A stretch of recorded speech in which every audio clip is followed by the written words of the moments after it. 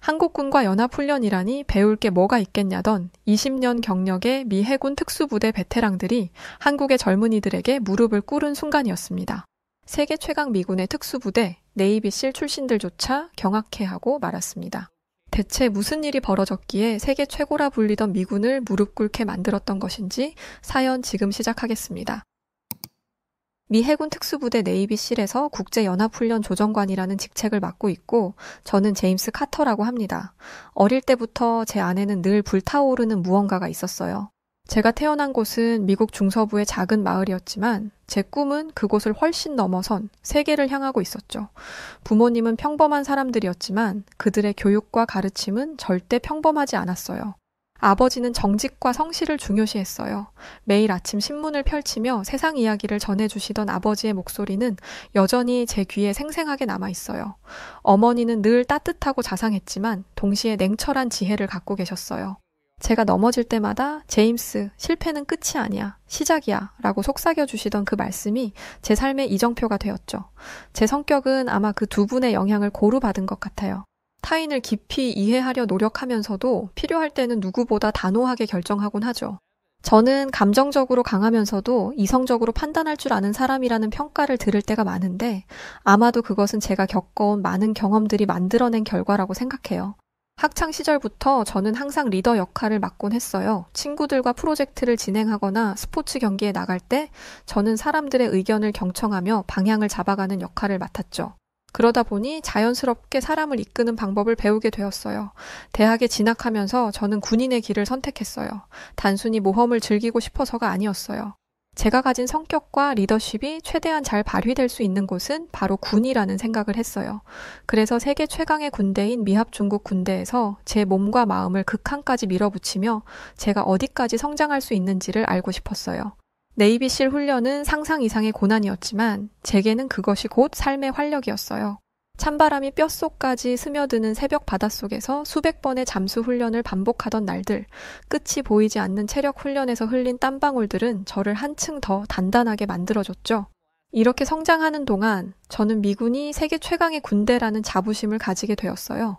우리 미군은 세계 어느 곳에서든 임무를 완수할 수 있는 능력을 갖추고 있고 최첨단 기술과 철저한 훈련, 그리고 풍부한 자원을 바탕으로 우리는 그 어떤 상황에서도 우위를 점할 수 있다고 확신하고 있어요. 하지만 이러한 자부심은 가끔 제 시야를 좁게 만드는 것 같아요. 특히 아시아의 군대와 군인들에 대해서는 무의식적으로 편견을 가지고 있는 제 자신을 발견하곤 해요.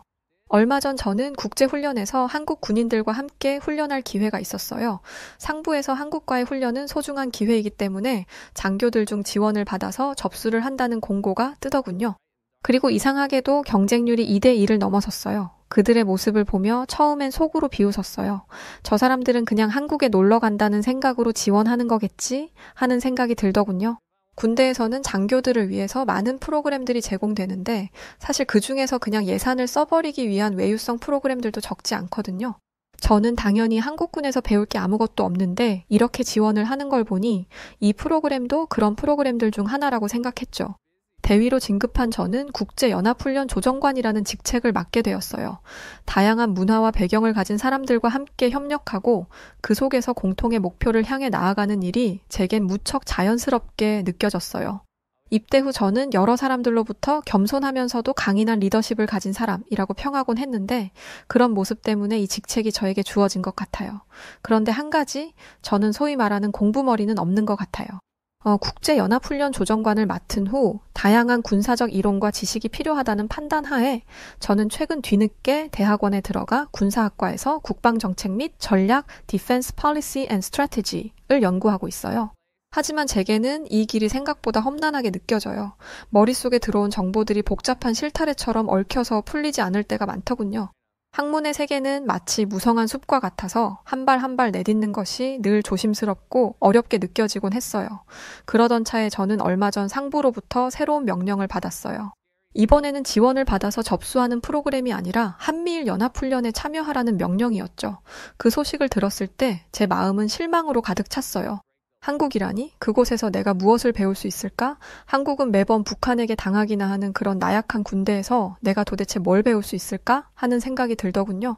저는 지금껏 세계 여러 지역에서 임무를 수행하며 다양한 환경에서 경험을 쌓아왔어요. 중동과 아프리카는 언제나 역동적이고 예측할 수 없는 상황으로 가득했어요. 그곳에서는 매 순간이 생존과 도전의 연속이었고 저는 그런 환경 속에서 제 자신을 단련해왔어요.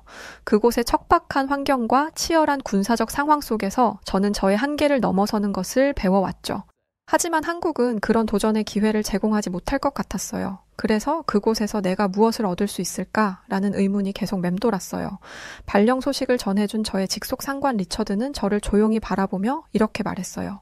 한국에서 많은 것을 배우게 될 거야. 네가 지금 이해하지 못하더라도 시간이 지나면 알게 될 거야. 그 말은 마치 의미심장한 퍼즐 조각처럼 제 머릿속에 남았어요. 하지만 그 순간에는 그저 위로의 말로만 들렸어요. 상부는 단지 내가 불평하지 않길 바라는 것 같아 라고 생각했죠. 저는 결국 명령에 따라 한국으로 향하게 되었어요. 떠나기 전 이전에 한국에 갔다 와본 동료들도 저에게 말했어요. 한국에서 새로운 시각을 얻게 될지도 몰라. 그곳은 우리가 생각하는 것보다 훨씬 흥미로운 곳이야. 라고요. 그들의 말이 전혀 이해되지 않았던 저는 그들이 저의 처지를 놀리려고 그런 말을 하는 걸로 받아들였죠. 비행기가 한국 땅에 닿을 때까지도 제 마음은 무겁고 어지러웠어요. 창밖으로 보이는 도시의 불빛들은 아름다웠지만 그것이 제게 어떤 의미를 가질지는 여전히 알 수 없었어요. 한국에 도착한 저는 곧 한국 특수전사령부의 UDT와 CL 그리고 해병 수색대와의 훈련에 참여하게 되었어요. 저는 솔직히 아무 기대를 하지 않았어요. 아마도 그들의 훈련은 우리가 하는 것에 비하면 병아리 수준이겠지라는 생각이었죠. 훈련 첫날은 한국 육군과의 연합작전 수행이었어요. 저는 제 예상과 달리 훈련장의 분위기에 완전히 압도되어 버렸어요. 이른 새벽부터 시작된 훈련은 차가운 공기 속에서도 뜨겁게 달아올라 있었어요. 한국 육군 부대원들은 묵묵히 자신의 자리를 지키며 준비하고 있었어요. 그들의 눈빛은 생각보다 날카로웠고 움직임 하나하나에서 단련된 숙련미가 느껴졌어요. 그들은 단순히 명령을 따르는 것이 아니라 그 명령을 완벽하게 소화하고자 하는 열정으로 가득 차 있었어요. 훈련이 진행될수록 저는 점점 놀라게 되었어요. 한국 육군 부대원들의 체력은 저의 상상을 초월했어요. 그들은 미군에 비해서 2배 이상 무거운 장비를 착용한 채로도 거친 산악 지형을 자유자재로 뛰어넘으며 앞으로 나아갔어요. 그 모습은 마치 자연과 하나가 된 듯했어요. 가장 인상 깊었던 건 그들의 팀워크였어요. 한 명이 힘들어 보이면 나머지 팀원들이 아무 말 없이 손을 내밀었어요. 그들의 호흡은 마치 한 몸처럼 자연스러웠고 작은 실수 하나조차 허용하지 않는 치밀함이 있었어요. 그날 밤 숙소로 돌아와 침대에 누운 저의 머릿속은 너무나 복잡했어요. 아시아의 군인들은 제가 예상했던 것 이상으로 강인하고 그들만의 방식으로 최고가 되고자 하는 노력을 멈추지 않고 있다는 생각이 들었어요. 그리고 미국과 아시아의 군사 문화는 분명 다르지만 그 차이는 곧 서로가 서로를 통하여 좋은 것들을 배울 수 있는 좋은 기회라는 점을 새삼스럽게 인식하게 되었어요. 그래서 이번 한미일 연합훈련 기간에 최대한 집중해서 한국 및 일본군과의 훈련에 참여해야겠다는 생각을 하게 되었죠. 다음 날 저희 부대는 일본의 특수부대와 연합작전을 수행하게 되었어요. 어제 한국 육군부대로부터 깊은 인상을 받은 터라 일본 특수부대에 대해서는 더 많은 기대를 품고 있었죠. 일본은 기술적으로 매우 발전한 나라이기 때문에 그들의 군사부대 역시 고도로 정밀하고 효율적일 것이라고 믿었거든요. 특히 이번에는 일반 육군이 아닌 특수정찰부대 SRU와 해상침투부대 SBU와의 훈련이었기 때문에 약간의 흥분까지 느껴졌죠. 훈련 첫날 일본 특수부대원들이 등장했어요. 그들의 유니폼은 깔끔하고 세련되었고 장비는 최신 기술로 무장되어 있었어요. 어제 본 한국 육군의 장비에 비하면 하늘과 땅 정도의 차이가 나더군요. 하지만 그들의 첫인상은 제게 기대만큼 강렬하지 않았어요. 그들의 움직임은 정돈되어 있었지만 어디선가 미세한 어색함이 느껴졌어요. 저는 막연히 이상한데? 왜 이렇게 어설프지? 뭔가 준비가 덜 되었나? 하는 생각이 들었어요. 훈련이 시작되고 저는 점점 더 실망을 느끼기 시작했어요. 일본 특수부대원들은 기술적으로 잘 훈련되어 있었지만 그들의 행동에서 어딘가 부족함이 보였어요. 단체 행동에서 팀워크가 계속 어긋나는 모습이 보였고 긴급 상황에서의 대응도 매끄럽지 않았어요. 그들의 동작은 마치 기계처럼 정형화되어 있었지만 그 안에 무언가 살아있는 에너지가 부족하다는 느낌이었어요. 훈련 도중 일본 특수부대를 지휘하는 장교 한 명이 저에게 다가와 자신들의 방식에 대해 설명했어요. 그는 우리는 효율성을 중시합니다. 모든 것이 정밀하고 예측 가능해야 합니다. 라고 말했어요. 그의 말은 일리가 있었지만 저는 속으로 예측 가능함이 때로는 위험할 수도 있어요. 실제 상황에서는 예측 불가능한 일이 더 많으니까요. 라고 생각했어요. 일본 특수부대와의 훈련이 끝난 뒤 저는 한국 특수부대원들과의 훈련을 떠올리며 그 차이가 무엇일까 하는 생각을 곰곰이 하게 되었어요. 한국 육군은 단순히 기술이나 체력뿐만 아니라 강인한 정신력과 즉각적인 대응 능력을 갖추고 있다는 생각이 들었어요. 그리고 그 차이는 단순히 훈련 방식의 차이는 아닌 것 같았어요. 아직 정확하게 잘 모르겠지만 무언가 민족성이나 문화와 같은 근본적인 차이라는 느낌이 들었어요. 이 경험은 제게 나름의 깨달음을 안겨줬어요. 군이라는 것은 단순히 발달된 장비나 기술로만 평가할 수 없다는 것을 말이죠. 진정한 강함은 그것을 사용하는 사람들의 태도와 정신에서 나온다는 것을요. 며칠 뒤 저는 한국 특수부대 지원자들의 체력 시험 과정을 직접 관찰할 기회를 가지게 되었어요. 이른 아침 안개가 옅게 깔린 훈련장으로 향하는 길은 조용했지만 제 마음은 묘한 설렘과 기대감으로 가득했어요. 일전에 한국 육군 부대원들의 강인함을 직접 경험했기 때문에 특수부대는 더 훌륭하리라고 생각했죠.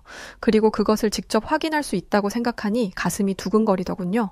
첫 번째로 관찰한 시험은 무장구보였어요. 지원자들은 머리부터 발끝까지 완전 무장을 한 상태로 험난한 산길을 달려야 했어요. 시작 신호가 떨어지자마자 지원자들은 마치 질주하는 사자처럼 빠르고 민첩하게 출발했어요. 그들의 발걸음은 땅을 단단히 디디며 균형 잡힌 리듬을 만들어냈고 숨소리는 들리지 않을 정도로 조용했어요. 이렇게나 무거운 장비를 착용하고도 이렇게 가볍게 뛸 수 있다니 정말 놀라워요 라는 생각이 들었어요.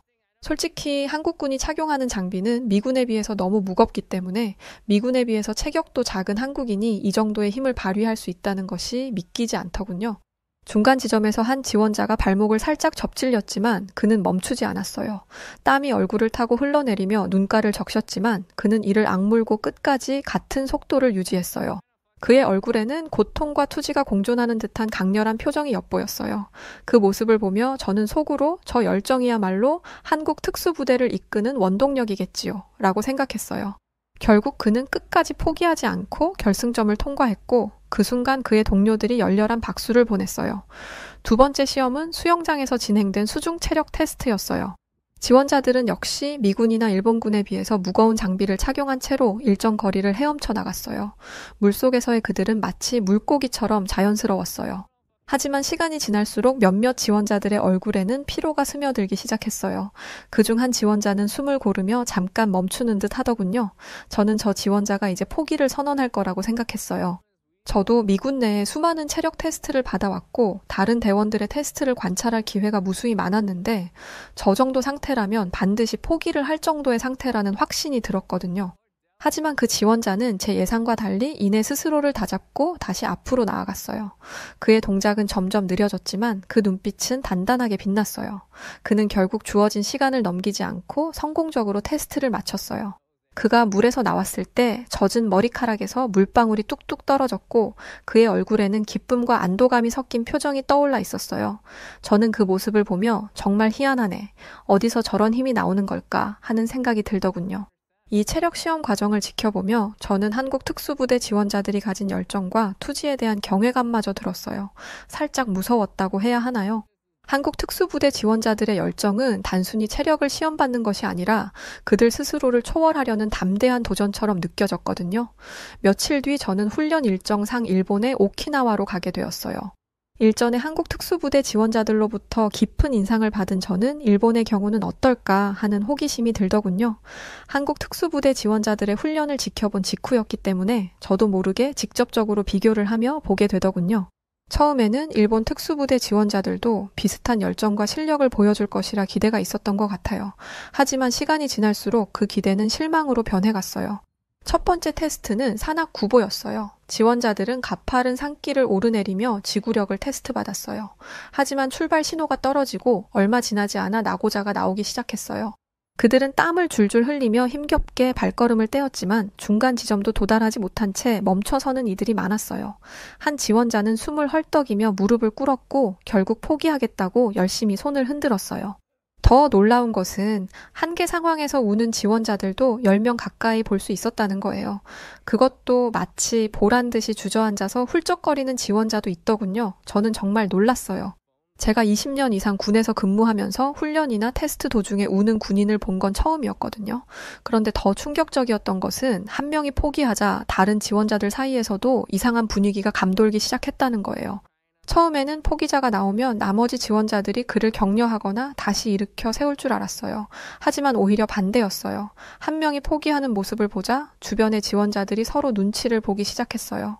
그러더니 마치 도미노가 쓰러지듯 하나둘씩 포기자가 속출했어요. 저도 못하겠어요. 이건 정말 사람으로서 너무 힘들어요. 라는 말이 여기저기서 들려왔고 결국 절반 이상의 지원자들이 훈련을 완주하지 못했어요. 그 장면을 지켜보면서 저는 한국 특수부대 지원자들이 보여준 열정과 정신력과는 너무나도 대조적이라는 생각이 들었어요. 한국 특수부대 지원자들은 비슷한 상황에서도 서로를 격려하며 끝까지 포기하지 않았거든요. 한 번은 가파른 언덕을 오르는 훈련에서 한 지원자가 뒤처지기 시작했어요. 그때 그의 옆에 있던 동료가 손을 내밀며 이렇게 말했어요. 조금만 더 힘내자! 라고 말했고 그 말에 힘을 얻은 지원자는 이를 악물고 다시 속도를 내기 시작했고 결국 둘은 함께 정상에 도달하더군요. 수중 훈련에서도 이런 모습은 흔히 볼 수 있었어요.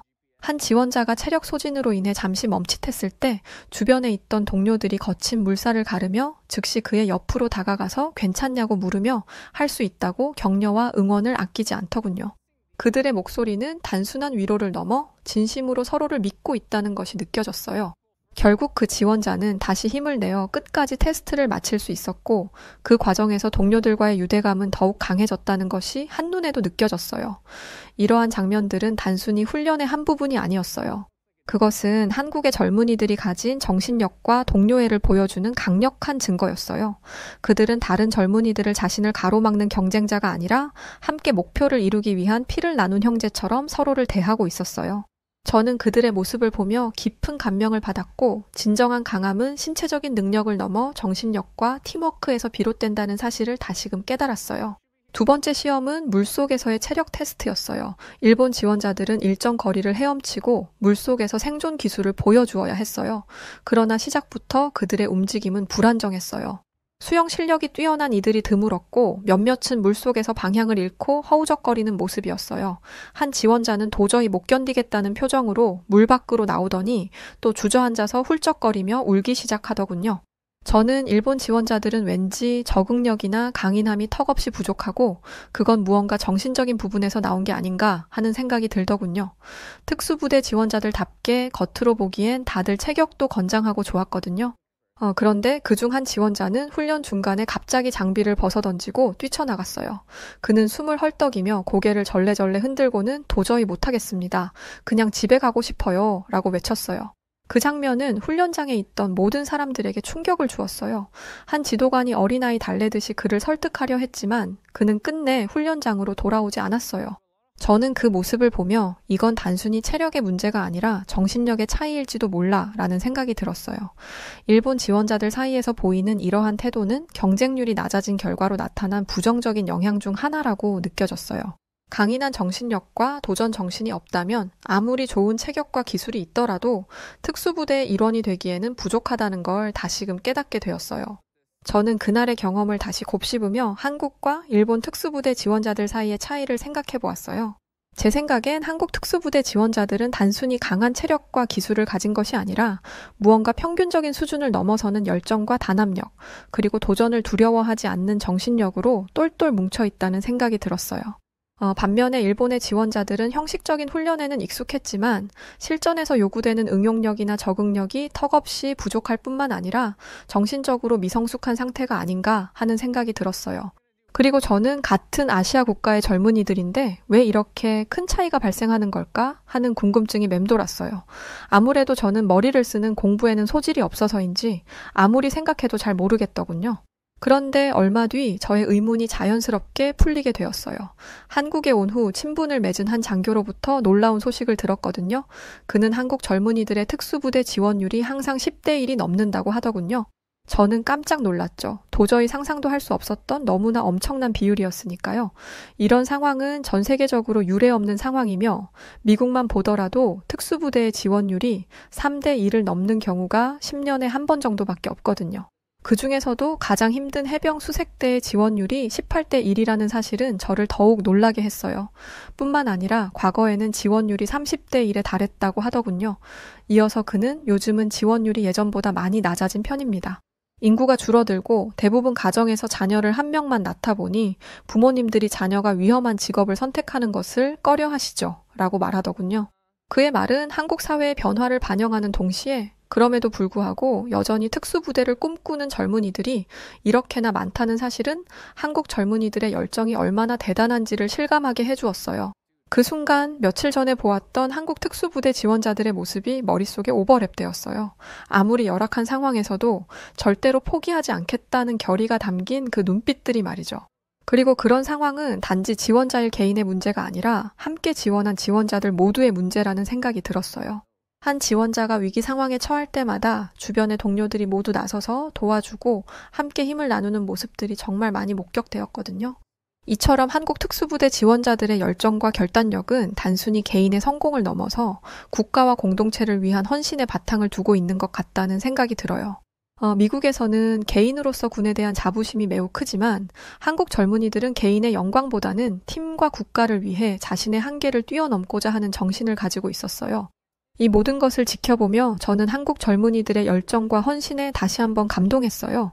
그들은 단순히 강해지고자 하는 것이 아니라 자신을 초월하여 자신의 가족과 자신의 공동체를 지키기 위한 더 큰 목표를 이루기 위해 나아가고 있는 것이었으며 바로 그것이 그들을 일으켜 세우는 강력한 동기가 되고 있다는 생각이 들었어요.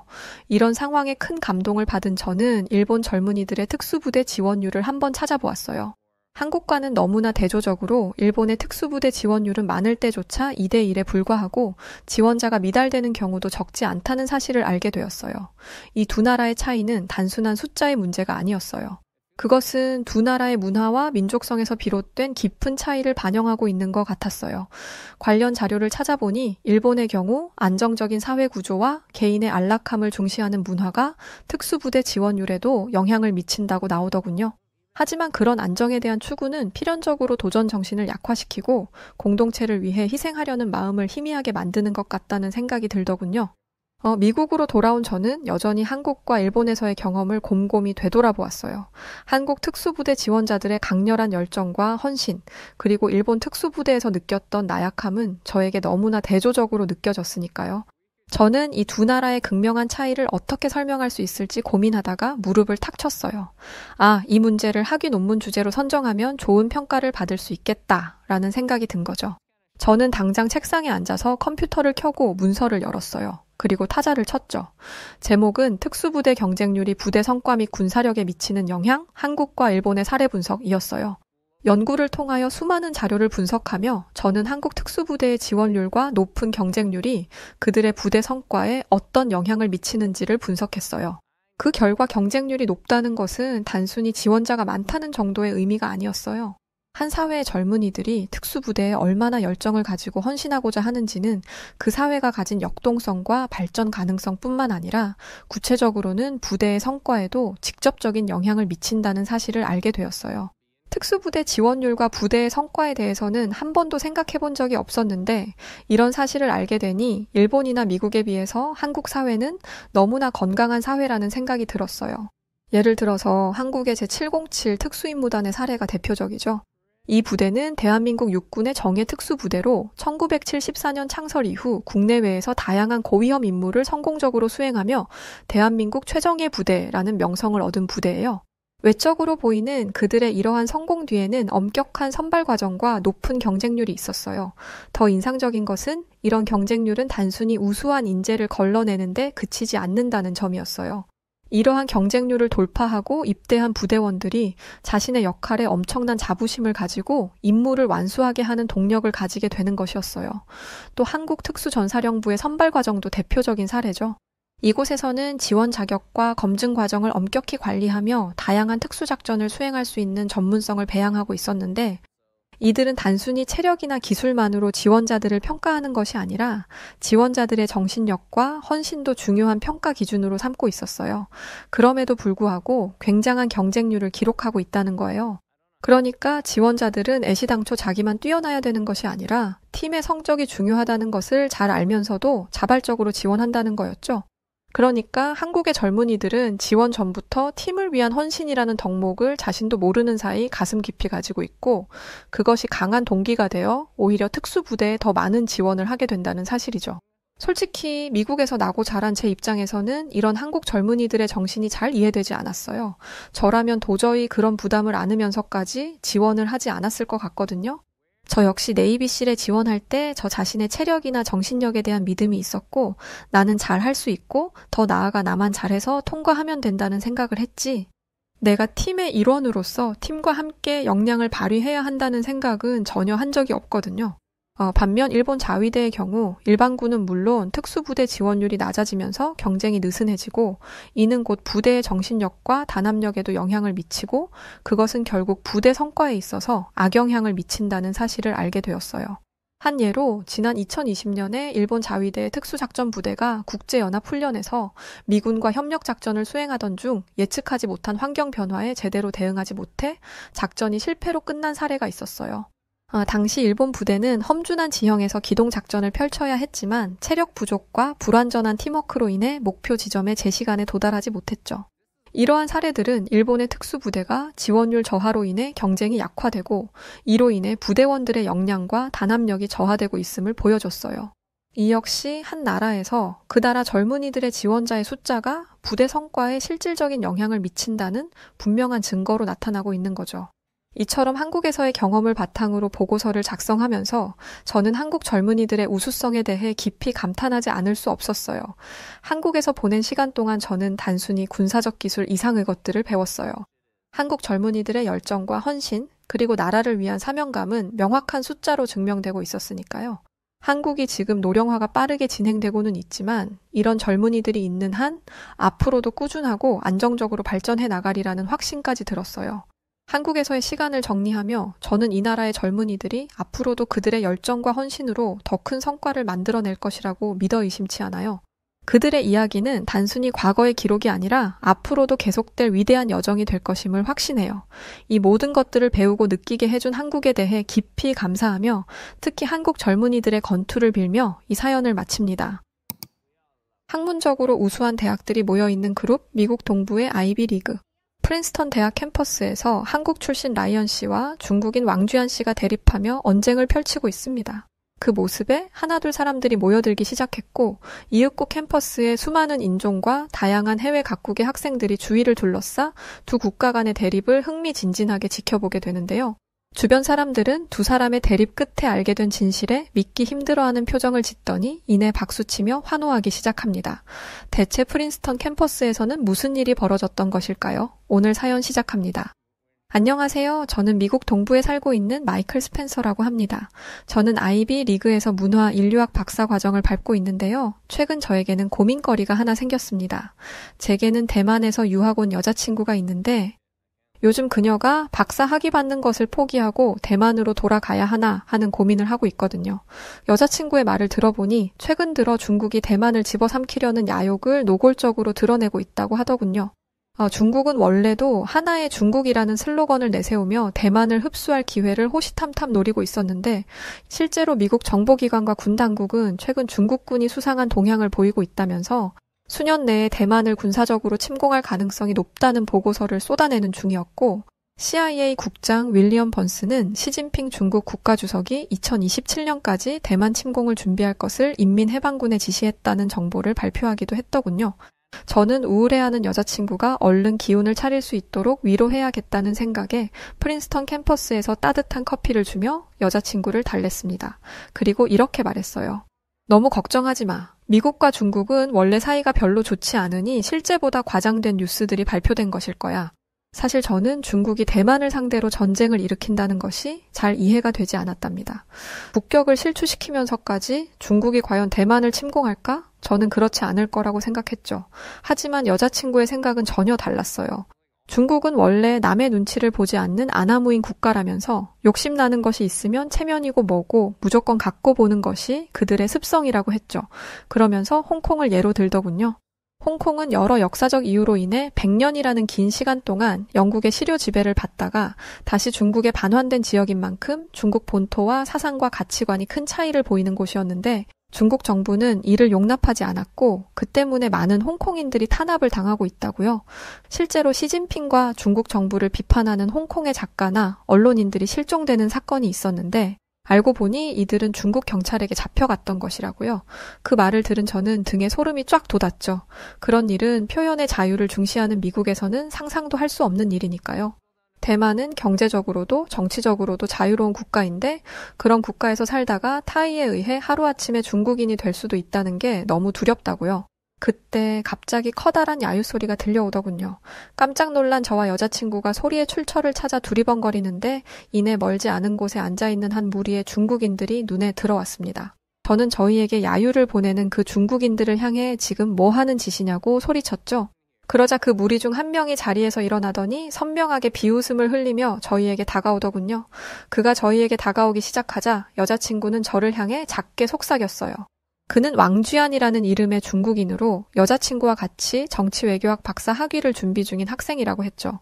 아니 듣자 하니까 어이가 없네. 너희 대만인 족속들은 미국인한테 고자질하는 게 특기야? 아니 왜 중국하고 대만 문제를 여기저기 떠벌리고 다니고 난리야? 아, 알겠다. 이제 보니 너희 대만은 미국 없인 아무것도 못하는 열등한 국가지? 너네가 그렇게 모지리처럼 구니까 우리 중국한테 안 되는 거야. 알겠니? 저는 그 모욕적인 언사에 당장 자리를 박차고 일어나 지금 말 다 했냐고 소리쳤죠. 그러자 왕쥐안은 오지랖 넓은 미국인은 중국 문제에서 빠지라며 그렇지 않으면 언젠가 미국도 중국한테 혼쭐이 날 거라고 하더군요. 이렇게 미국에게도 막 들이댈 줄을 몰랐기에 황당함을 감추지 못했죠. 그래서 이렇게 말했습니다. 미국이 1년에 국방비에만 1,000조를 써서 천조국이라고 불리는 것은 아냐며 뭘 좀 제대로 알고 떠들라고 했죠.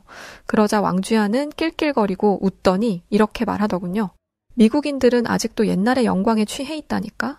너야말로 최근에 영국 BBC에서 중국의 군사력이 증강되고 있으니 미국도 경각심을 가져야 한다는 뉴스가 나온 것은 알고 떠드는 거냐? 그리고 우리 시진핑 주석께서는 얼마 전에 우리 중국은 2049년까지 그 어느 국가와 싸우더라도 승리할 수 있는 세계적인 수준의 군사 강국이 될 것이다 라고 전 세계에 선포하셨어. 즉 중국이 전 세계에서 가장 강력한 군사 대국이 되는 것도 머지 않았다는 말이야. 알겠니? 그렇게 왕쥐안이 큰 소리를 땅땅 치고 있을 때였어요. 갑자기 누군가 왕쥐안의 머리 위로 차가운 물을 부어버리더군요. 그와 동시에 이렇게 통쾌한 일을 저지른 우리의 영웅이 등장했죠. 그는 언뜻 보면 왕쥐안과 같은 동양인처럼 보였지만 중국인이라기엔 지나치게 깨끗하고 멀끔한 외모를 가진 남자였어요. 저는 한눈에 그가 중국인일 리는 없다고 생각했죠. 그리고 역시 제 예상은 정확했습니다. 정신을 차린 왕쥐안이 물을 부은 그 남자를 보고는 감히 변방의 소국인 한국 출신이 감히 중국인인 나를 이렇게 모욕하냐며 욕을 하기 시작했거든요. 아, 어쩐지 세련된 옷차림의 깔끔한 외형이더라니. 역시나 그는 한국인이었어요. 그 한국인 친구는 중국인 왕쥐안을 향해 이렇게 말했습니다. 한국에는 냉수 먹고 속 차려라 라는 옛말이 있거든. 너 같은 오만방자한 중국인을 보니까 딱 그 말이 생각나서 말이지. 어때? 이제 좀 제정신이 들어? 중국인 왕쥐안에게 제대로 한 방을 먹인 이 한국인 남자의 이름은 라이언 해리스로 그 역시 정치외교학 박사 학위 취득을 준비 중이라고 하더군요. 한국에서 태어난 그가 미국식 이름을 가지고 있는 것은 그가 아주 어릴 때 미국의 백인 가정에 입양을 왔기 때문이라고 했어요. 여자친구의 이야기를 들어보니 왕쥐안과 그의 중국인 패거리는 대만인인 제 여자친구를 무시하는 것은 물론 한국 출신인 라이언 역시 멸시해왔다고 하더군요. 왕쥐안에게 당하고만 있는 친구들이 많았지만 유독 한국 출신의 라이언은 달랐다고 했죠. 대체 왜 그러는 것인지는 모르겠지만 중국인 패거리는 어쩌다가라도 유독 한국 이야기만 나오면 발작적으로 자격지심을 드러내며 마치 라이언이 들으라는 듯 소리를 질러댔다고 했어요.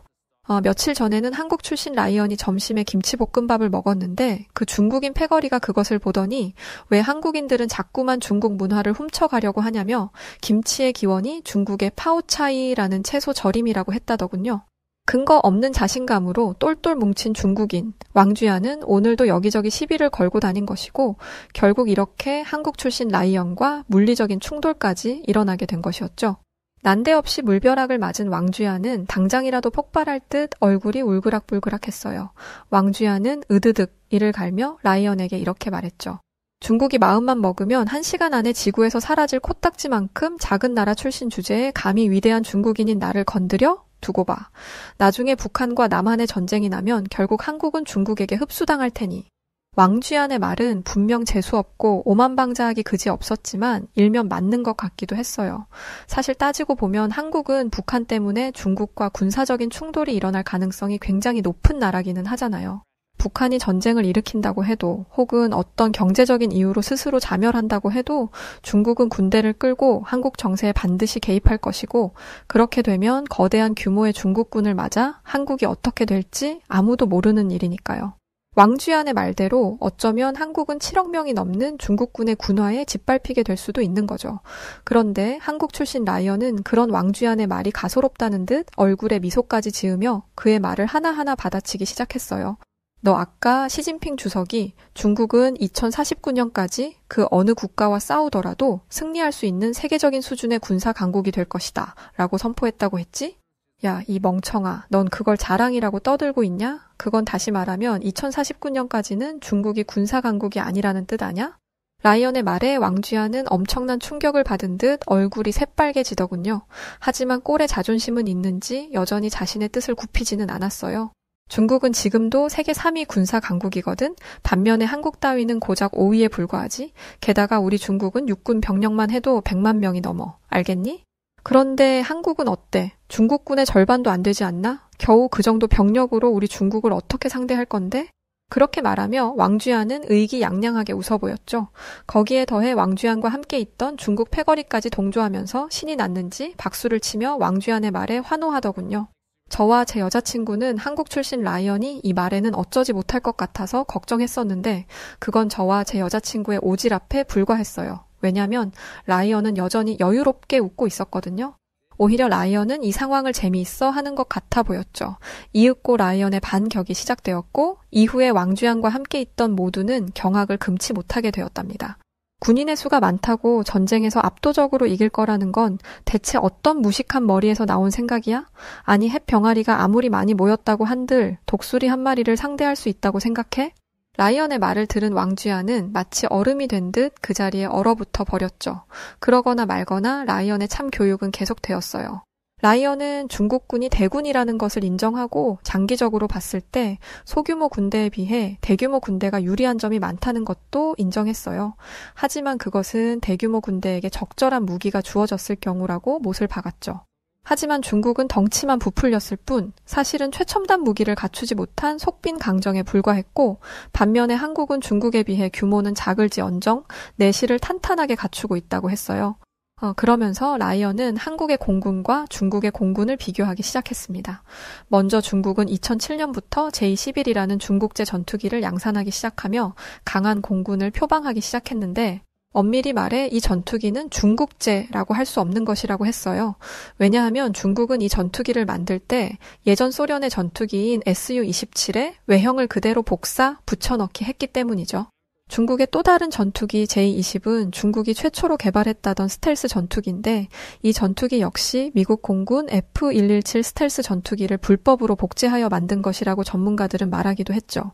그런데 문제는 과연 복제품이 진품을 뛰어넘을 수 있느냐, 아니 적어도 비슷한 성능이라도 낼 수 있느냐 하는 것인데 그럴 리가 있나요? 메이드 인 차이나는 싸구려라는 그들의 고질적인 문제를 벗어나지 못하는 것이 현실이죠. 실제로 미얀마는 싼 맛에 중국제 전투기를 구입했다가 오작동 문제로 인해 그저 이 전투기를 관상용으로만 쓰고 있을 정도라고 합니다. 반면에 한국은 어떨까요? 먼저 대한민국 공군은 F-15와 F-16을 주력 전투기로 운용하고 있는데 F-16은 대함 미사일인 하푼과 대레이더 미사일인 함을 사용할 수 있음은 물론 미국에서 개발된 대표적인 적외선 유도 방식 최신형 미사일 AIM-9X도 날릴 수 있는 막강한 전투기입니다. 대한민국의 공군은 이런 무시무시한 전투기를 무려 140여 대나 보유하고 있죠. 여기에 더해 5세대 스텔스 다목적 전투기 F-35도 갖추고 있는데 이 전투기는 대부분의 4세대 전투기들을 거의 압살해버리는 수준이랍니다. 이 F-35는 조종사에게 360도 전 방향의 시야를 확보해주기 때문에 전투시 안전을 확보할 수 있으며 근접 전을 벌일 때에는 적군기와 아군기의 색을 각각 빨간색과 초록색으로 구분해 표시해주어 조종사가 정확한 판단을 내릴 수 있도록 도와준다고 합니다. 단 1초로 승패가 갈리는 공중전에서 이렇게 뛰어난 전투기를 운용할 수 있다는 것이 대단한 메리트라는 것은 굳이 설명하지 않아도 모두가 알 수 있는 것이었죠. 게다가 대한민국 공군의 전투기에는 암람이라는 대공 미사일이 장착되어 있는데 이 미사일은 내장된 컴퓨터가 타깃의 정조준을 유지하는 스마트한 기능을 가지고 있음은 물론 비가 오거나 눈이 오거나 폭풍우가 치거나 그 어떤 날씨에도 영향을 받지 않고 사용할 수 있다는 강점을 가지고 있답니다. 전쟁이라는 것이 날씨를 봐가며 일어나는 것이 아니라는 것까지 세심하게 계산해 둔 것이죠. 설명을 마친 라이언은 왕주안에게 물었어요. 이런 상황에서 중국 공군과 한국 공군이 맞붙으면 어떻게 될 것 같냐고 말이죠. 중국인 왕주안은 우물쭈물하다가 결국 아무 대답도 하지 못했고 결국 그 답은 한국 출신 라이언이 했죠. 중국 공군은 대한민국 공군의 적수가 되지 못해. 만약 중국 공군이 대한민국의 영공을 침범하잖아? 그럼 중국의 전투기들은 한국의 전투기에 접근조차 하지 못하고 박살 나버릴 거야. 왕쥐안은 그 말에 발끈해서는 중국에는 공군 말고도 해군이 있다며 황해를 관할하는 중국의 북해함대는 핵 잠수함도 보유하고 있어서 한국이 꼼짝도 할 수 없다고 소리쳤어요. 핵무기라는 단어를 입에 올린 그는 식은땀을 삐질삐질 흘리면서도 실실 웃기 시작하더군요. 왕쥐안은 이번에야말로 한국을 짓밟아 놓을 수 있다는 생각을 하는 듯 재수 없는 표정을 짓고 있었어요. 그도 그럴 게 한국은 중국과 달리 핵을 보유하고 있지 않았거든요. 저는 핵무기라는 사상 초유의 공격무기 앞에서 이제 라이언이 어떻게 받아치려나 걱정이 되었죠. 그런데 라이언은 왕쥐안이 그렇게 나올 줄 다 알고 있었다는 듯 전혀 당황하지 않더군요.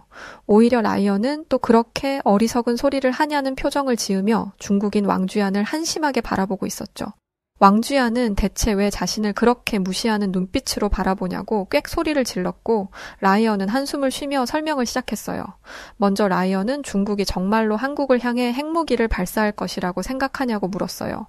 그러자 왕쥐안은 두 번 고민하지도 않고 그렇다고 대답했죠. 하지만 라이언의 생각은 달랐어요. 라이언은 중국이 핵무기를 실제 전투에서 사용할 확률이 그렇게 높지 않다고 했죠. 그 이유는 핵무기를 사용한 뒤 중국이 감당해야 할 것들이 너무 많기 때문이었어요. 사실 핵무기를 사용한다면 한국이 아닌 그 어떤 나라도 제압할 수 있겠죠. 하지만 문제는 그 뒤에 올 환경오염과 경제 제재였습니다. 우선 중국은 지리적으로 한국과 지나치게 가깝기 때문에 핵무기가 터진 후 방사능의 끔찍한 영향에서 자유로울 수 없죠. 세계 2차 대전 때 미국으로부터 핵무기 공격을 받은 뒤 히로시마와 나가사키에서 30년 동안 방사능에 찌든 변이 된 돌연변이 식물들이 자랐던 것을 생각하면 중국은 한국과 한국 인근에 사는 자국민의 보호를 위해서라도 핵무기를 사용할 수 없을 겁니다. 만약 그런 위험을 감수하고 핵을 발사한다면 중국은 타국을 향해 잔인한 횡포를 부린 이유로 더 이상 세계의 일원으로 인정받을 수 없게 되겠죠. 세계 시장에서 배척받게 되면 얼마 못 가 세계에서 가장 가난한 나라로 전락하고 말 것이고요. 따라서 핵무기는 전쟁을 억제하는 수단일 뿐 실질적인 무기로 보기는 어렵다는 것이었습니다. 게다가 만약 중국의 함대가 서해에 침투하기 시작한다면 대한민국의 해군 역시 가만히 있지 않을 것이고 먼저 한국의 해군은 P-8A 포세이돈을 출격시켜 중국 함대를 박살낼 거라고 했죠. 실제로 이 초계기는 바닷속에서 은밀하게 움직이는 잠수함을 잡아내는 동시에 적의 수상함까지 공격하는 다목적 항공기로 현존하는 해상 초계기 가운데 가장 뛰어난 성능을 자랑하고 있습니다. 또한 해안가에서는 중거리 지대공 유도무기 천군기 준비될 것이고 이는 탄도미사일과 항공기를 원샷 원킬로 잡아내는 역할을 하며 한국의 국방 과학기술이 집약된 최고의 무기 체계로 중국 함대들은 한국 본토에 접근도 못해보고 격추될 확률이 거의 100%에 가깝다고 했죠. 여기에 대한민국 해군은 항대방공 능력을 대폭 강화한 세종대왕급 구축함도 갖추고 있는데 이 이지스함이 전면 배치되면 중국 함대가 한국 해군을 인지하기도 전에 대공 미사일과 순항 미사일을 발사, 적을 섬멸시켜버릴 것입니다. 한국 출신 라이언은 왕쥐안에게 다시 물어보았습니다. 만약 바다에서 중국과 한국이 교전하게 되면 어떻게 될 것 같냐고 말이죠. 물론 이것은 100번을 물어도 100번 다 같은 답이 나올 수밖에 없는 질문이었죠. 만약 중국이 한국의 영해를 침공한다면 5천여 개가 넘는 슈퍼컴퓨터를 탑재한 한국 함대가 얼마 지나지 않아 그들을 서해에 수장시켜버릴 테니까요. 라이언의 주장은 물 샐 틈 없이 완벽하며 합리적이었고 저는 이제 그만 왕쥐안이 무릎을 꿇을 것이라고 예상했어요. 하지만 왕쥐안은 더 미쳐서 날뛰기 시작하더군요. 물론 이제 그 모습은 애잔하고 하찮기 그지 없었지만 말이죠. 그래봤자 중국 군대가 한국 본토에 상륙하기만 하면 한국은 끝이야. 대체 우리의 125만 대군을 반도 안 되는 한국 육군이 어떻게 막을 건데? 중국의 육군 전력은 한국의 해안에 닿기도 전에 전부 수장될 것이라 그렇게 알아듣기 좋게 설명해줬건만 왕쥐안은 눈과 귀를 다 틀어막은 것인지 말도 안 되는 억지를 쓰기 시작했죠.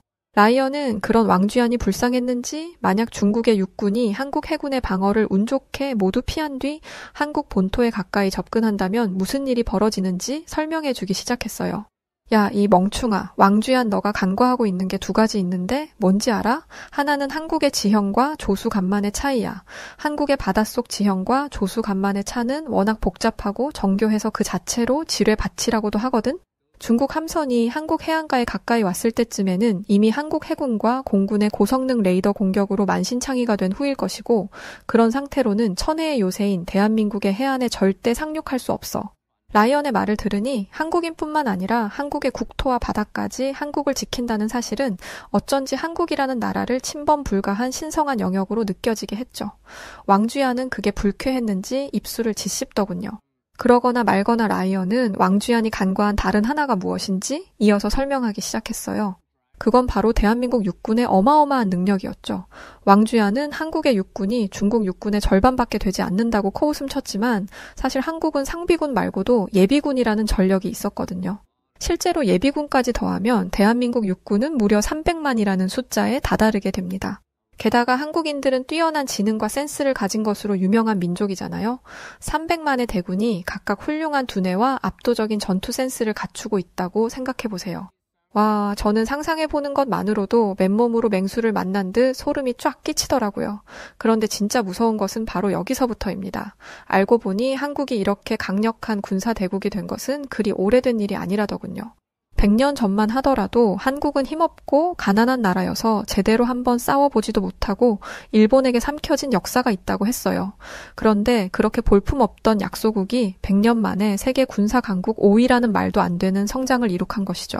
그 사실이 놀랍고 무서운 이유는 이 폭발적인 성장력의 저력이 한국인 내부에서 나왔다는 것입니다. 부패했던 과거를 발판 삼아 강해지기 위해 스스로 고민하고 채찍질하고 단련시켜 이토록 빠르게 성장하는 민족은 전 세계 어디에서도 찾아볼 수 없죠.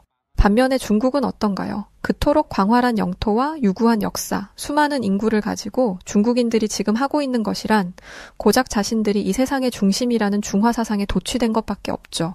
그것으로 끝났다면 좋았겠지만 스스로에게 지나치게 도취된 나머지 주변국들을 괴롭히기까지 하고요. 이왕 그렇게 사악하게 굴 거라면 전쟁 준비나 열심히 하든지.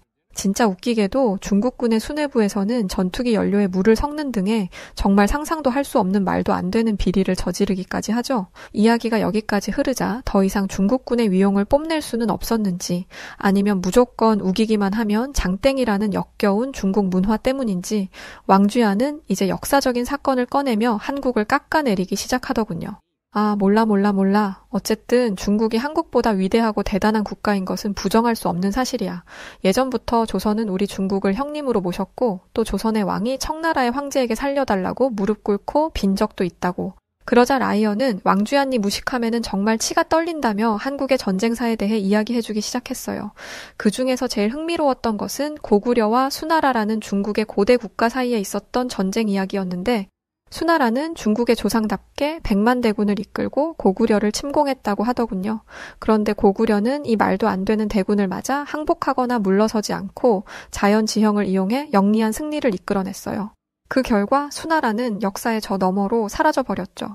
시간이 지나 세워진 중국의 다른 고대 국가, 당나라 역시 엄청난 대군을 보내 고구려를 공격했지만 이번에도 역시 천재 같은 고구려의 장군이 감히 적군은 상상도 하지 못할 계책을 써서 승리를 거머쥐었다고 하더군요. 그 이야기를 들은 주변 사람들은 한국인들이 똑똑하고 뛰어난 것이야 이미 잘 알고 있었지만 그 천재성이 조상 대대로부터 내려온 것이구나 하는 것을 깨닫고는 다시 한번 감탄하게 되었답니다. 동시에 예전부터 지금까지 중국인들은 한국인들을 이기고 있는 것이 없네 라는 것도 깨달았죠. 국가의 영토 크기와 인구수 대비해서 한국은 진짜 강한 나라라는 생각이 들었고 이건 비단 저뿐만 아닌 다툼을 지켜보던 많은 사람들이 인정하는 부분이었습니다. 그러면서 저는 다시 한번 생각해 보았어요. 진짜로 실제 만약 지금 한국과 중국 사이에 전쟁이 벌어진다면 과연 어느 나라가 이길까? 라는 생각 말이죠. 세계 경제 대국 순위 2위이자 군사 대국 순위 3위이며 압도적인 인구수를 가진 중국일까? 아니면 천재적인 기술력과 훌륭한 인성, 압도적인 천재성을 가진 한국일까? 답은 너무 쉬웠어요. 단순한 수치와 숫자로만 비교하면 중국이 우세할 것 같겠지만 저를 포함 주변 모든 사람들이 100% 한국이 승리할 것이라고 예견했죠.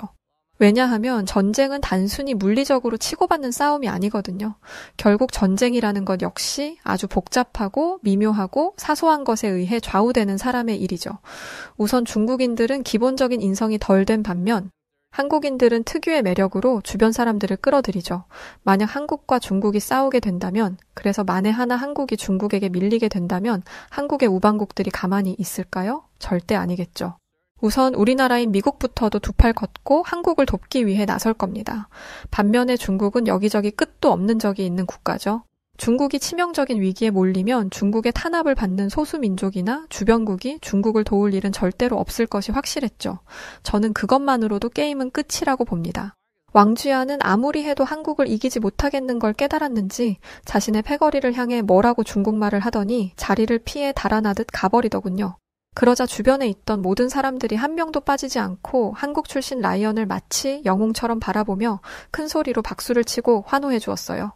아마 모두들 그동안 말만 안 했지. 그 무례했던 중국인 패거리들에게 쌓인 게 많았던 거죠. 그나저나 저는 문득 궁금해지더군요. 라이언은 어릴 때 미국에 입양 와서 한국에 대해 아는 것이 많이 없는 게 당연할 텐데 어떻게 이렇게 해박한 지식을 가지고 있을 수 있을까 하는 것이었죠. 제가 궁금해하는 것 같자 라이언은 저를 보며 다정하게 미소 짓더니 이렇게 말했어요.